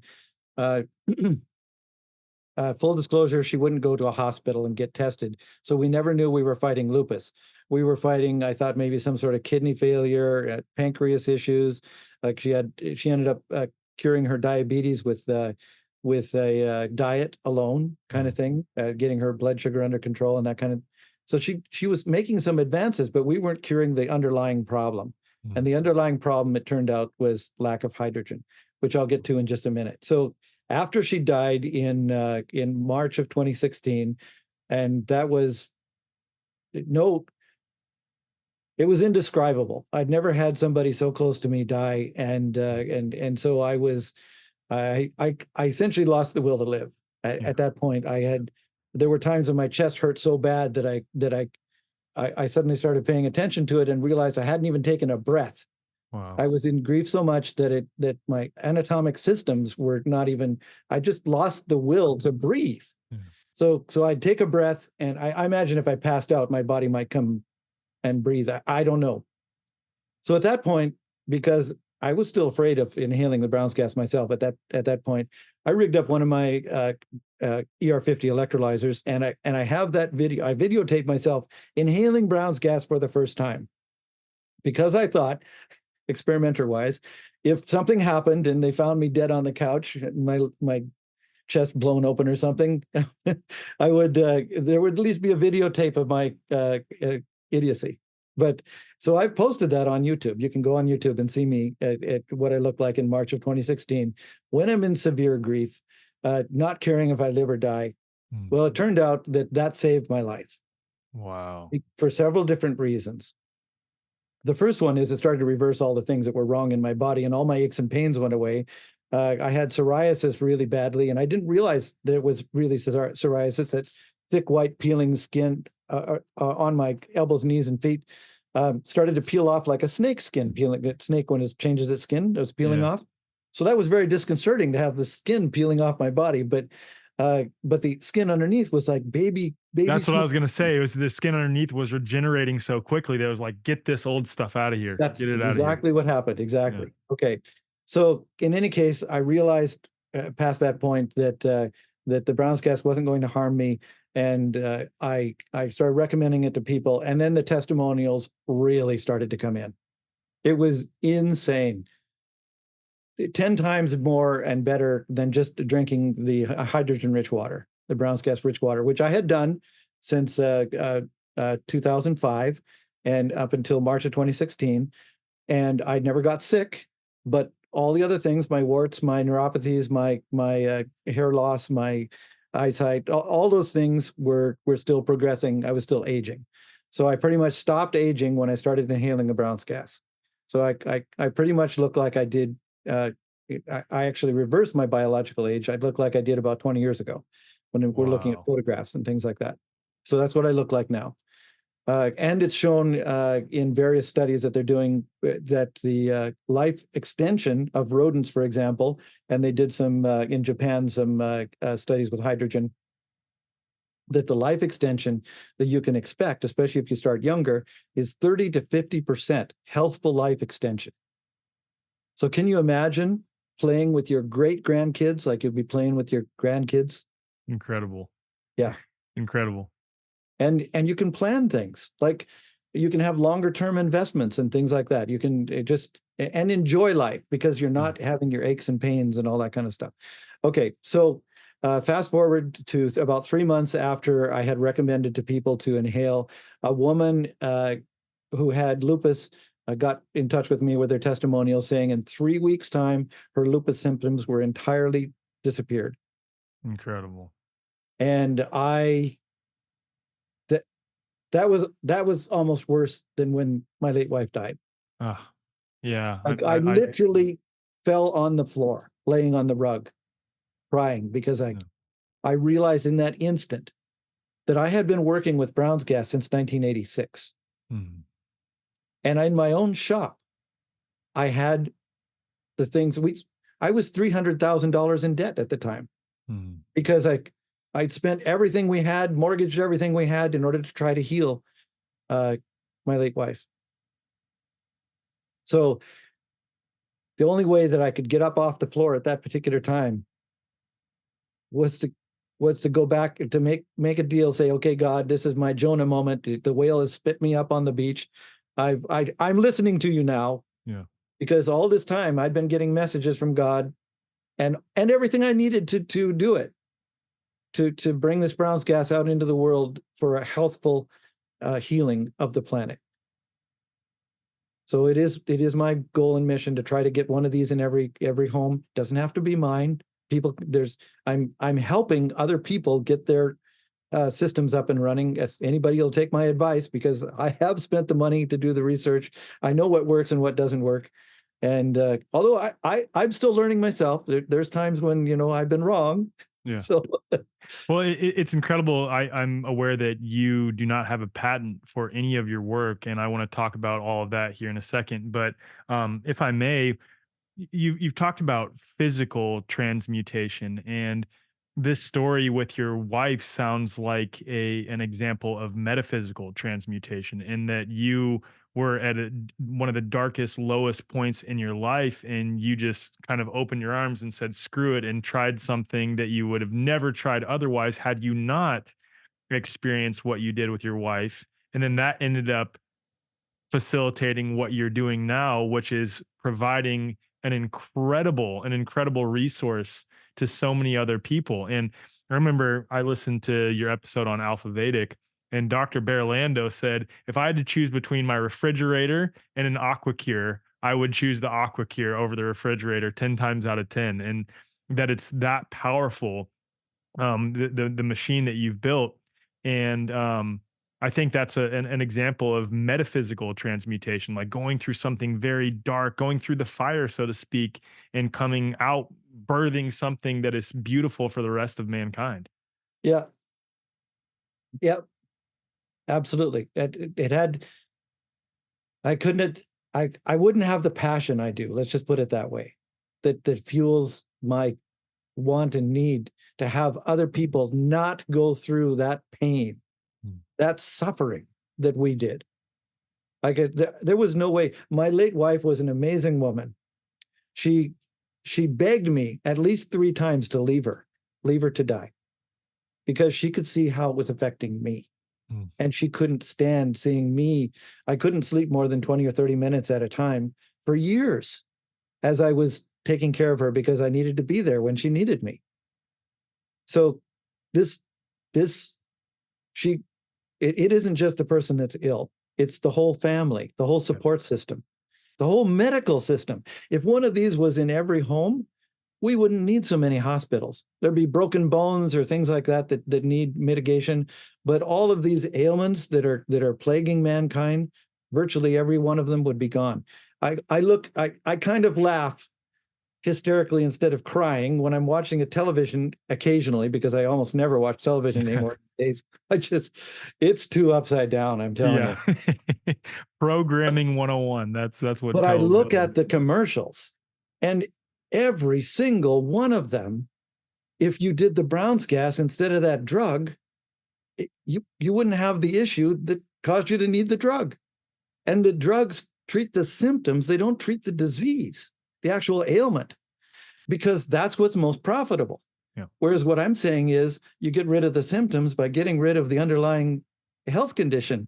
But modern medical science doesn't do that. It's not profitable. You have to keep people just ill enough that they keep coming back until they don't have any more money anymore. And then you just, graveyards are full of those people. Mhm. Yeah.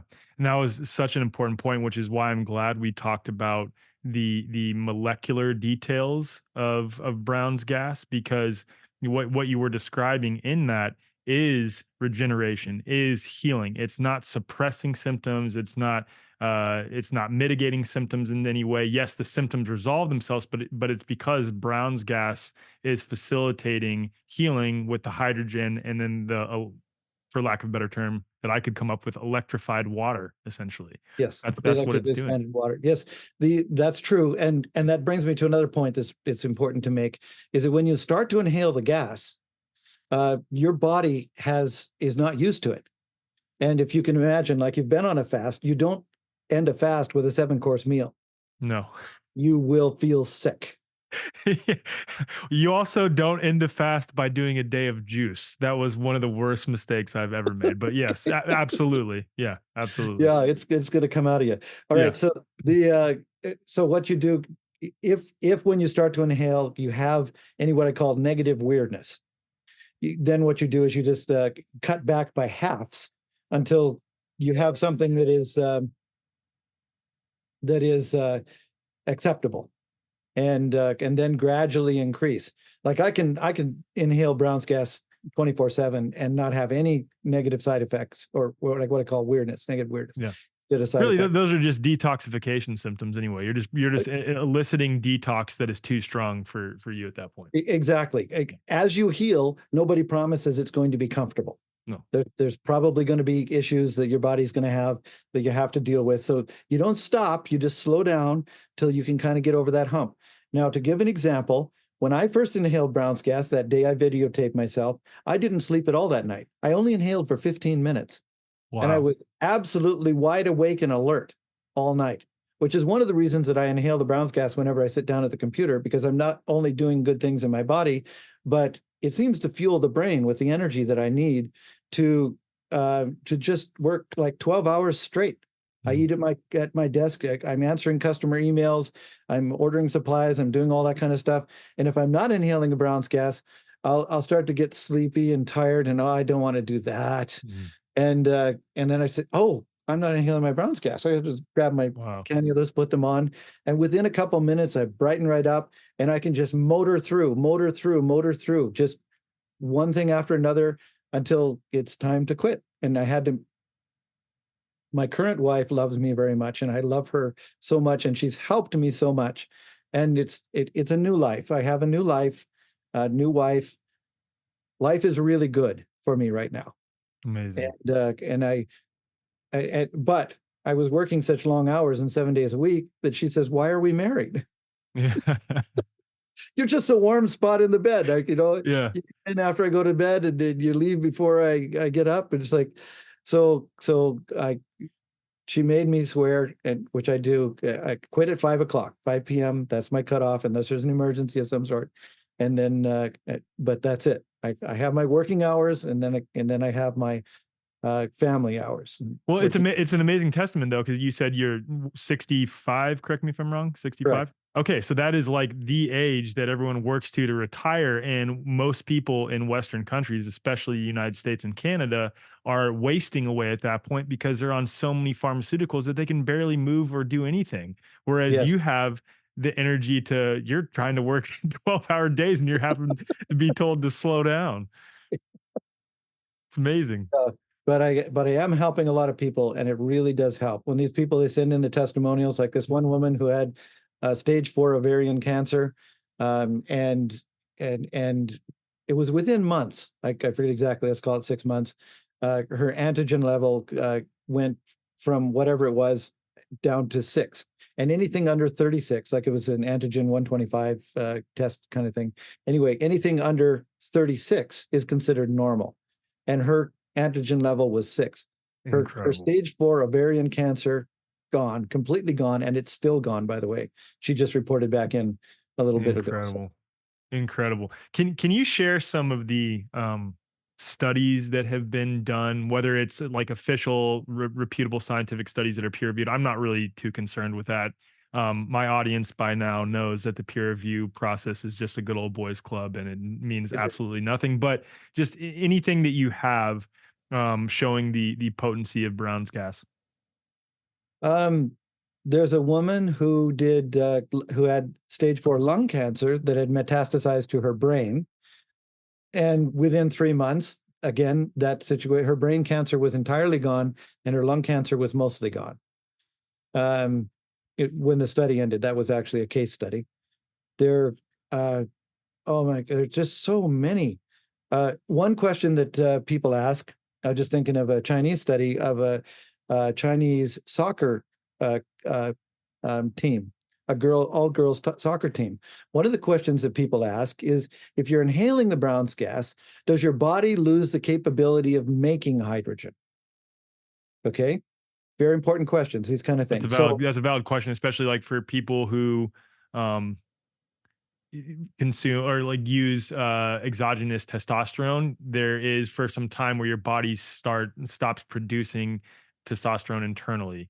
yes, And if Dr. you're getting Jordan Grant, enough of something, if Dr. Jordan Grant listens to this podcast, I may be incorrect on that. So, but as I know now, that is the case from what I know. yes, and it's like that with a lot of things. So it was a valid question, and this so the Chinese studied that with this girls soccer team, and they discovered that no, inhaling the Brown's gas does not mitigate the body's natural ability to digest food and get the hydrogen from the food. It turns out that, and Dr. Tyler LeBaron of the Molecular Hydrogen Institute confirmed this sort of thing for me as well, is the blood gets saturated with the hydrogen. And once it's saturated, you exhale any excess hydrogen, just like you exhale any excess carbon dioxide. You need carbon dioxide in your body for your metabolic processes, but you don't need too much or too little. So the blood knows how much it needs, and you just exhale any excess. So if your body, the microbiome in your body is making hydrogen in its normal way, and you're inhaling at 12 hours a day, you haven't lost the ability to make the hydrogen normally, and that's what they discovered. If anything, it actually increased. There was a slight increase in the ability of the girls that were inhaling the Brown's gas to metabolically make their own hydrogen. Wow. That's incredible. So you mentioned at the beginning, since we're touching on athletics again, and so I'm a former professional athlete. I was in the U.S. Army World Class Athlete Program and played handball professionally. Um, for athletic performance, what are the benefits of using Brown's gas? Because you talk about like energy enhancement. That's what it's doing essentially. It's electrifying your body. I'd imagine you've had quite a few testimonies with respect to sports and performance. Not as many as you'd think. It appears that most sports clubs are managed by, they have managers or people that manage the health of of it, and they go with what they know. Yeah. It's like I went into as another example, face to face. I went into an expo in Toronto. Now in Canada, you may know cannabis is legal federally. So they have these great big cannabis expos, and I actually purchased a booth there. Went in with my Brown's gas with the full intent to talk to these people that grow cannabis, saying if you use the Brown's gas, you're going to get a better crop. It'll mature faster, and you'll get more yield, kind of thing. Oh my God, no! I have never seen so much closed off. We don't want to do anything but what we know what we're doing in my Wow. life. Wow. It was Wow. incredible. So I have managed to sneak in back doors of some particular things, but the major cannabis growers, still, they're not doing it. Okay, Well, I do. I'll report back on when I do my CrossFit workouts how I'm feeling doing Now, Brown's gas before. now, getting back into soccer clubs in Maine, for example, I have an in there now, and they have a different kind of organization, and so they're it looks like they're going to be experimenting with the Brown's gas here really soon.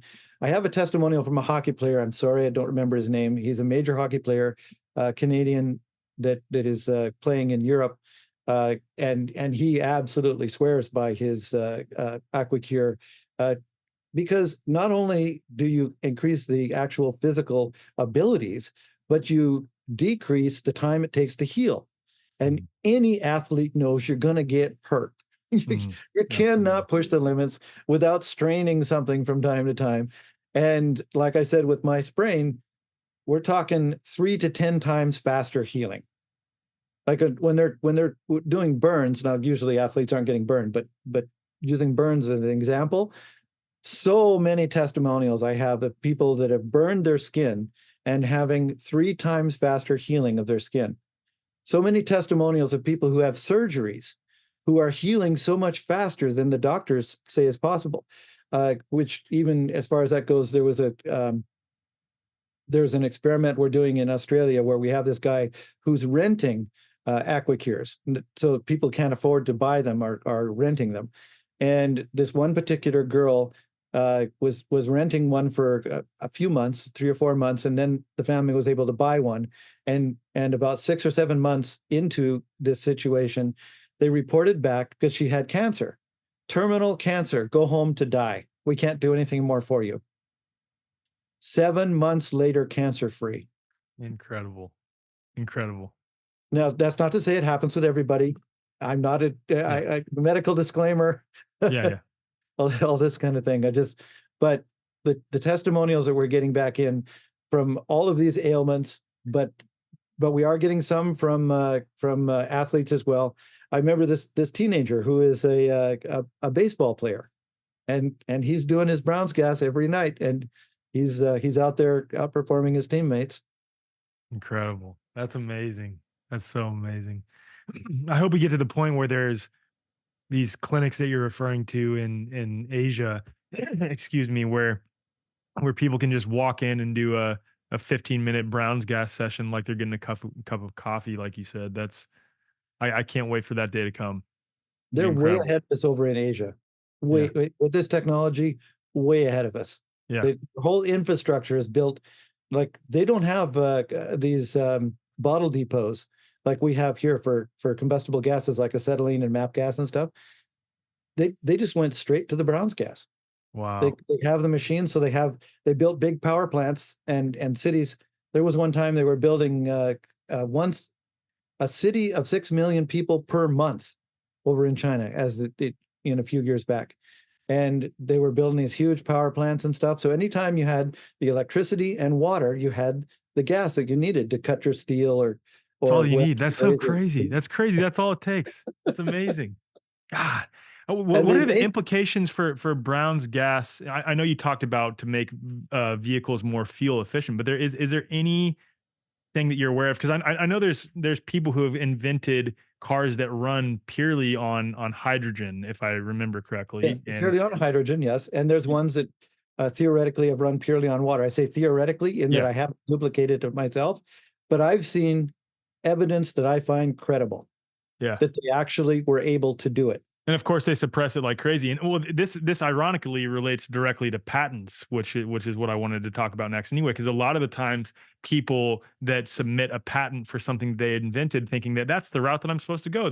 I invented something crazy to help mankind.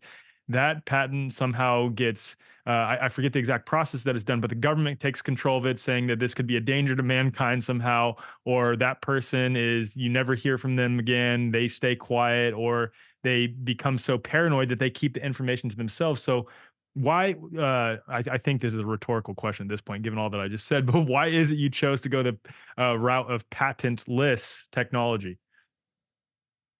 Pretty much exactly that reason, but to tell my story, there's a fellow by the name of Paul. I'm going to mispronounce his name, Caracas, um, who actually invented one of these water fuel technologies and was selling kits on Amazon. Okay, not too many years ago. And he didn't patent it, and the government came in and bought him out. Okay, I think it was one of these deals of take the money or else. Oh yeah. Quote, bought him And out. Like how and much can yeah, yeah. and they tracked down every single kit that he had bought on Amazon and got them back. Wow. So And to that back technology's up, gone. No one knows where it is now. nobody knows and he isn't saying he's still alive. And he tried to give some hints at first when he was first suppressed, saying, go research this particular thing or that particular thing. And I gathered all that information together. And someday maybe I'll have time to go back and do the research. I have some ideas, but I've never been able to duplicate any of these people's work directly. But getting back to my own situation, when I got off the ranch and I started my own business selling fuel savers, I was doing it one at a time, increasing, even doubling people's fuel mileage. And I was working as a mechanic in my own backyard at that time, backyard mechanic, and I had people scheduled 6 weeks in advance. So I decided, okay, I'm going to write a book that tells exactly how I'm doing it. And no, at first, sorry, a television crew, a television thing, one of these late night infomercial things, learned about what I was doing, and said, and they made an infomercial based on this. And then the people said, the lawyers or whoever advised them, no, don't do that infomercial because the system is too simple. $15 of parts at any hardware store, an hour hood up to hood down. Anybody could do it themselves. They can bypass us. So we don't want to put in all the effort to get all this happening, and then people just buy it elsewhere anyway. Mm. So I thought about that for a little bit, and I thought, well, then why don't I just make those instructions and sell the book and start a mail order business? So back in the 80s, that's what I did. I started my mail order business and became a self-employed inventor who was, at that point, I forget what they call it, my income was coming. I was still making money installing these things. I installed hundreds of them, but I was making money by the sales of the books. So I had that income coming in as well, to the point where then I could finance more research and feed my family and all that kind of stuff. And in fact, one of the books that was sold to a guy in a town who bought an RV and came and shook my hand. He said, "I bought this RV from I bought your book. I put together two mechanics in two different shops, started installing the carburetor enhancers, and in 4 years' time, I retired, and I bought this RV, and now I've retired, and the first place I came is to you to shake your hand." So I made $8, and he retired. That's awesome though. Yeah. So that brings me back to, just quickly, when I did research to see if I would patent, but by this time I was hearing a lot of stories, and I did the research, and I found that I went to the patent repository in the University of Moscow in Idaho, and did some research back to 1975, because that's as far back as they had in the computers at that time yet. And I found that there were 5,000 fuel saver patents from 1975 to somewhere in the, what would that be, early 1990s. And the Wow. 5,000, Yeah, that's a lot. okay, not one on the market. Yeah, that is incredible. Okay. Yeah. So here I started selling a book to tell people how to do it. Yes, they were making money. There were people that made in the 5 and 6 figures Wow. doing this, but a lot of people just did it on their own vehicles, which is what I was doing. So there's hundreds of thousands of vehicles out there that have my technology on them. Instead of, if I was to try to patent, for whatever reason, and I have on my website, eagle-research.com, I have on my website 12 reasons I don't patent. And people can go and read that. But I decided that patents weren't a good idea for the type of technologies that I research. I considered myself to be an alternative energy researcher. And one of the things I'm trying to do is find a way to make free energy in every home, completely diversify the energy grid. because that's what's needed. You need your own health in your own home. You need your own energy in your own home, that sort of thing. Yeah. So the centralization is nice at first, just like Walmart's and buying stuff from China seems nice at first, but in the end is detrimental. People need to take care of themselves, be self. Well, so if I can real quick, the other thing is when you open source them, it's actually protecting you because like no one can. If you are afraid that, oh, I just invented something that is paradigm shifting, when you open source something, other people are creating it and it's game over at that point. That's right. There's no reason to blow the brains out of my head because that's the only place that exists. Yeah. Because now it exists in so many other places. Yeah. Incredible. So other Yeah. people can build AquaCure if they want to. Yes, there are ways of doing it. And so that's what I ended up doing is, as I was saying, I was making these water torches myself, which were more efficient than anything on the planet. And but the Chinese started making the Brown's gas machines, and they make them so inexpensively that I thought I was out of business because Oh I wow. couldn't make my higher efficiency machines for a tenth of the cost that they were selling them on Wow. eBay. Wow. So I thought I was out of business. But then my current wife, and this is important to put in a plug for her because she's enhanced my life so many times, and this is one of those things. She looked at this assembly of pipes of the ER50 and she said, "You want one of these in every home? No woman's going to want that in her home. You're going to have to put it in a box or something." So I went out to my shed and I got one of these machines that I had bought from China, which was a totally adequate Brown's gas machine. It was about the level of my 1996 technology. Uh, totally adequate, however. But there were certain things about it that it was not safe. And so I took it apart, figured some things out, and over a couple of years, it made it even better. And that's where the AquaCure comes from. I buy the chassis from China, and then I throw away parts, I modify parts, I add parts, and then I'm able to sell a machine for $2,500 that it otherwise would cost me $5,000 to build if I was doing it totally in America. Wow. So I'm keeping the cost down, but keeping all the functionality. So this machine has functionality that the Chinese machines don't. They don't have the ability to change the frequency, for example, or easily electronically change the gas production.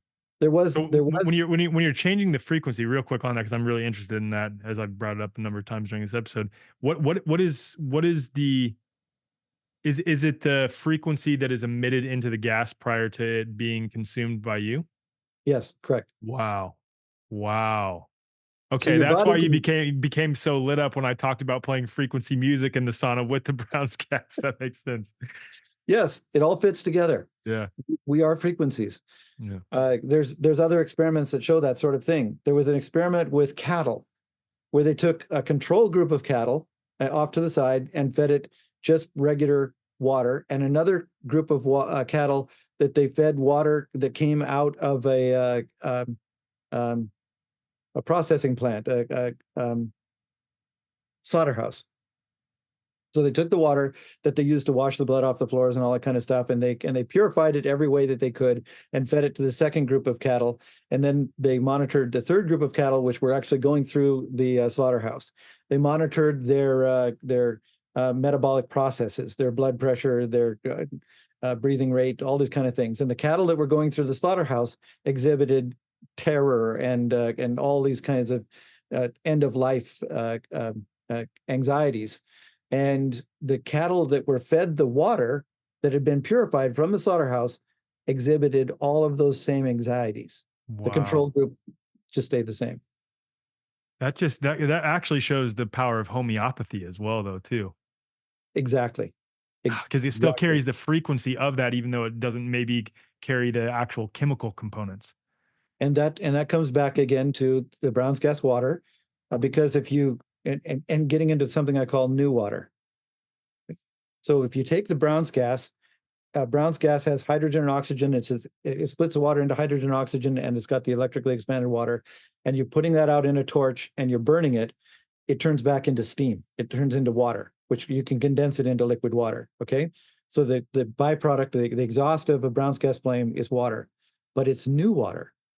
It's water that's had its memory erased. Anybody Wow. that looks into water at any time starts to understand water has memory. Water can have information about life and light and processes that we have no idea how concentrated that can be. But this water is new water. New water can transmute into virtually anything. Wow. So it's highly programmable water. Highly programmable water. So we have to be really careful when I start this new water process, which is one of going to be the attachments from the for the AquaCure, is to make this new water.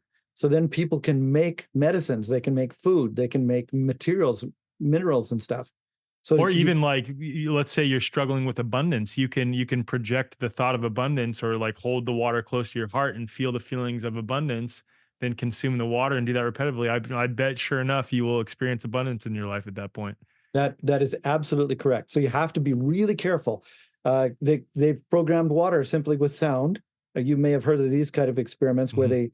they play like um, classical music to water and then feed plants in an entirely different area that never Yeah. saw that water, and the plants react exactly the same as if classical music was played in the same Yeah. area as them. And they play hard acid rock to which makes plants wither, Yeah. to water, and then feed that water to plants that had never heard it, and the plants wither. The We get information from water that is absolutely. I don't think we even have any clue how much Yeah. information we get from water. No clue You're at all. familiar with Veda Austin's work, I'm assuming? No, I but got I'm gonna this send goes you an back to the email. hundred monkey theory as well.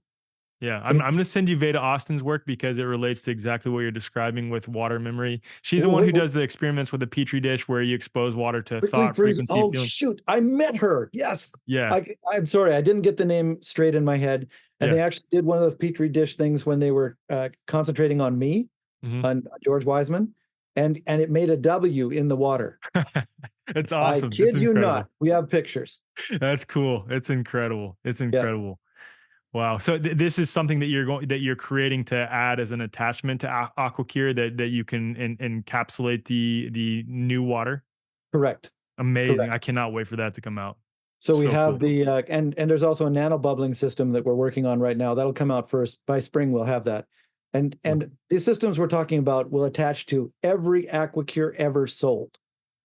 So Amazing. anyone out there that many thousands of AquaCures that are out there, and it won't attach to regular hydrogen machines or anything because they aren't built with this capability in mind from the beginning. But they'll attach to all AquaCures ever sold because uh, I knew what I was doing right from the start, and I built that capability right in. So they'll attach, and people will have this advantages. Amazing. Amazing. Oh man, I feel like we could go on forever and ever. So maybe we'll have to have you back on for a part two. I want to be respectful of your time. As you can tell, like I said, I'm very passionate about water. So, and the implications for not only health, but the nature of reality. So I could go on and on and on. I so appreciate you in this conversation. You're such a breath of fresh air, and you're a very deep, knowledgeable man who is inherently spiritual too. I can see that in you. It's incredible. Maybe as a final question, w- were you always this spiritually inclined, or is this something that came about by way of experiencing this magic in your life? Uh, that's a really good question, and the answer is both. First of all, I I grew up out in the woods. Now I had some experience from time to time when we were in towns and stuff, where Dad and Mom would send me to whatever church was nearby, up Lutheran, Presbyterian, Baptist, whatever it happened to be. And then after I started going around, I'd look into other religious modalities and stuff, just to try to find where my religious soul. What I knew there was something, and I was looking, and I did find some that resonated with me quite well. That everybody has to choose their own path, so and explore until you find what's comfortable, and that's where you're at. And we're here to grow and learn.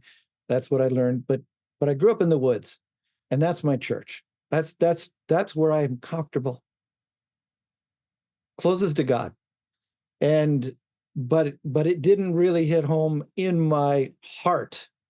In my soul, yes. In my soul, I knew that that the woods and the natural beauty of things, like walking through in a trail. My cathedral is a trail when the sunshine is coming down through the leaves and the sunbeams are coming in on the trail. And that's the cathedral that I like to walk in.